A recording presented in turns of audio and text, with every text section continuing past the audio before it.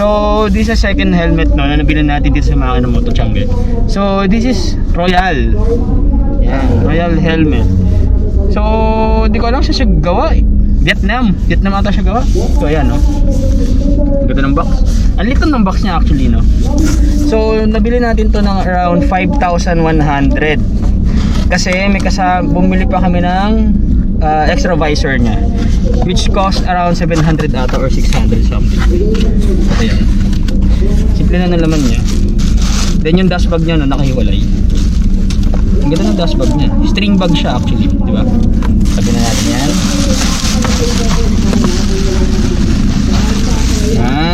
So yung naman ng laman, sabi na natin. So yan, naka-plastic pa siya. So it actually comes with sunglasses. And may goggles pa siyang kasama. This is libre to.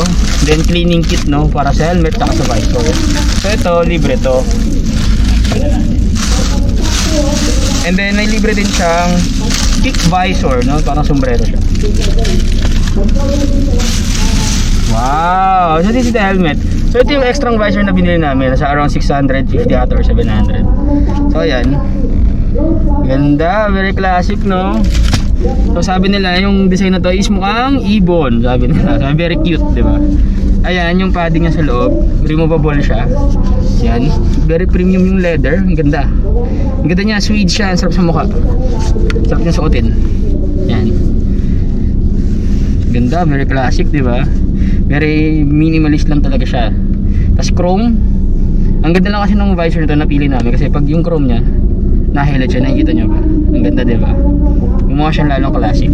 And then sarado siya. Kasi yung isa nitong visor na parang bubble, hindi siya sarado. So possible pa rin na pasukan ka talaga ng usok. Unless ito, papasukan ka pa rin pero hindi na ganun karami. Yan. So this is the Royal helmet made in Vietnam.